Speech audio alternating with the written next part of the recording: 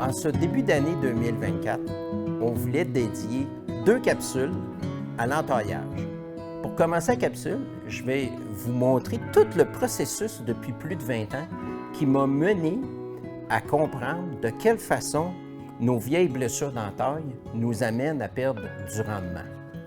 En faisant ma recherche de littérature, je suis tombé sur une vieille présentation de 2005 pour les journées acéricoles que j'avais préparée pour montrer aux gens de quelle façon les blessures d'entaille influencent notre production.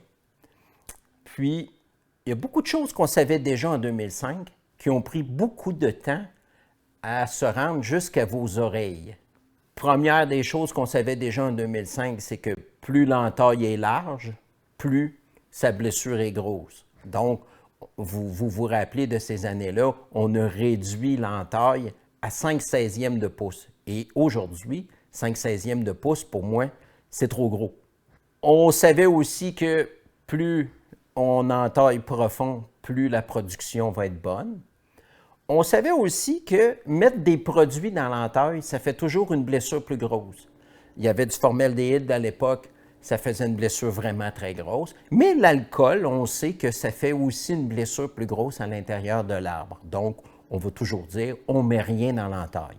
Le plus important de tout ce que j'ai fait dans ces 20 années-là, c'est que au Centre Acer, on était très préoccupés à l'époque par les blessures d'entaillage. Puis on a fait beaucoup d'autopsies d'arbres. Et ces autopsies-là, c'était qu'on coupait l'arbre, on le mettait en galette, puis on regardait la zone d'entaillage, comment elle était occupée par les vieilles entailles. Et on s'est aperçu rapidement qu'à partir de 14-15 ans, on commençait à avoir des problèmes de surentaillage. Et après une vingtaine d'années d'exploitation, c'était certain que ça devenait difficile de placer des entailles. Pourquoi, après 20 ans, c'était déjà problématique? En étudiant les entailles, on s'est aperçu que 2 entailles qui étaient trop proches l'une de l'autre avaient tendance à faire une blessure qui était fusionnée. Si on regarde bien ici,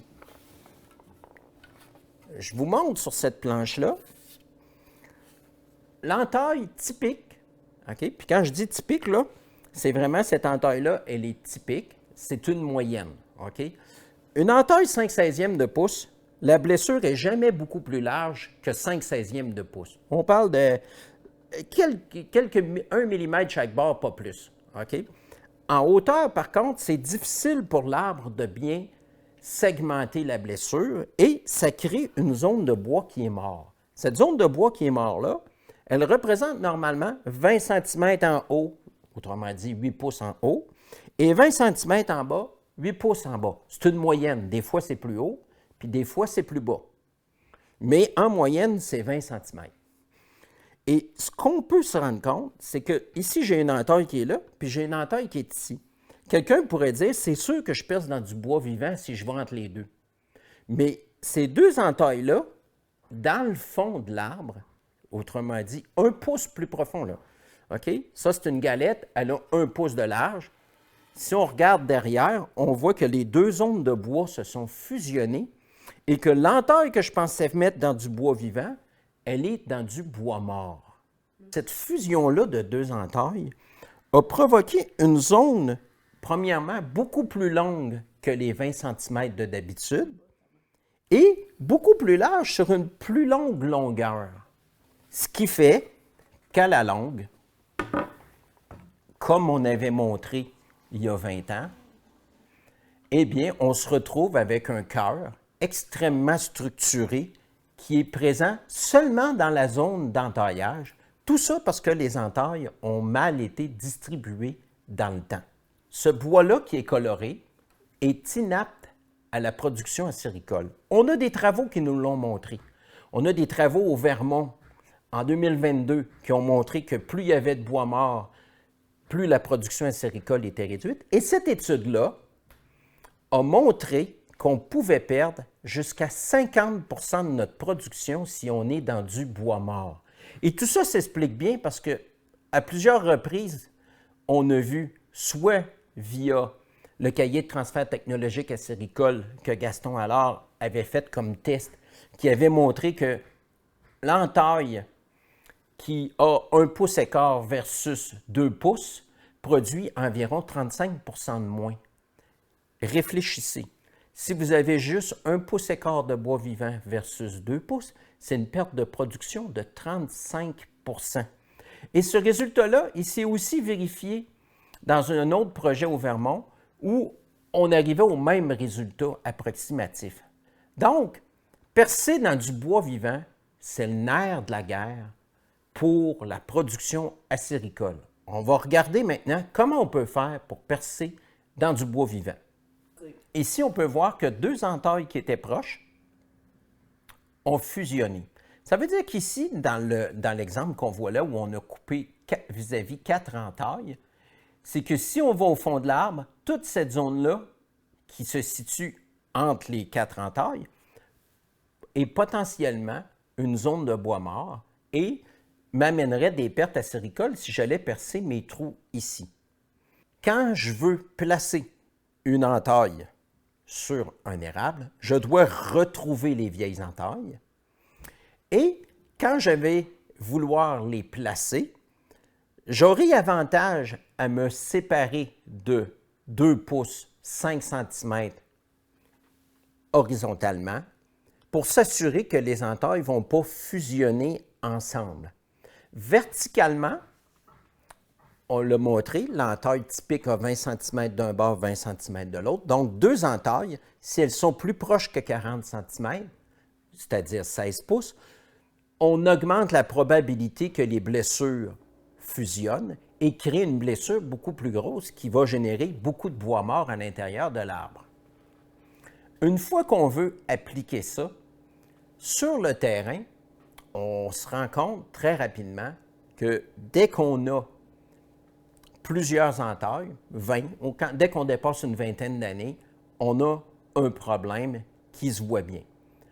Je vais vous montrer pour chez nous, on va aller dehors, on va aller voir comment ça se passe chez nous, le fait que ça fait déjà plusieurs années que c'est entaillé, puis qu'est-ce que j'ai comme disponibilité, puis quelle va être la stratégie qu'on va employer pour placer nos entailles pour être certain de percer 2 pouces dans du bois vivant et avoir un maximum de production.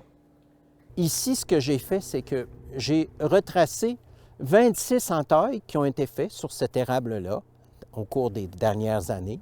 Il y en a probablement plus, mais j'en ai retracé 26. C'est certain que si on se retrouve dans une érablière qui a été entaillée depuis plusieurs années, ça devient difficile d'avoir des entailles de 2 pouces 100% dans du bois vivant.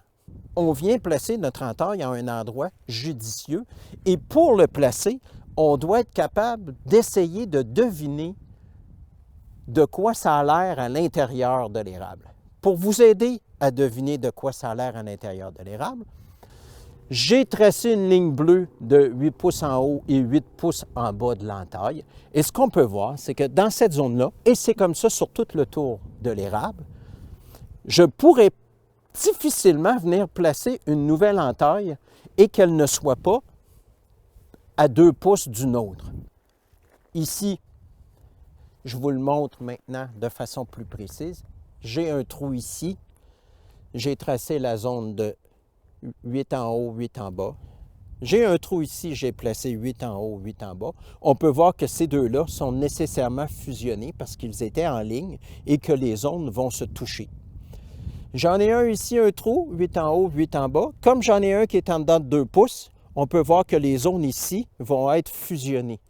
J'ai un autre trou qui est juste ici, qui n'est pas à 2 pouces encore. Donc, toute cette zone-là ici, ça ne me sert à rien d'aller percer là. C'est certain que je vais frapper que du bois mort. Il me reste le bas de l'érable qui n'a pas été utilisé à cause du couvert de neige et très haut dans l'érable où je pourrais aller placer des entailles qui ne fusionneraient pas avec d'autres. C'est certain que si je venais placer mon trou ici, je vois bien que j'ai une zone qui serait dans du bois vivant. Sauf que c'est bon cette année, mais l'année prochaine et les autres années d'après, je vais fusionner avec les deux entailles de côté. Ce n'est pas une stratégie à long terme. j'ai déjà avec mon fils Victor modélisé ce que ça représentait à l'intérieur d'un érable, les entailles avec une blessure qu'on a mesurée en faisant des autopsies. On peut constater qu'il n'y a pas beaucoup de place à l'intérieur d'un érable pour venir placer les entailles si on n'a pas un modèle systématique d'entaillage.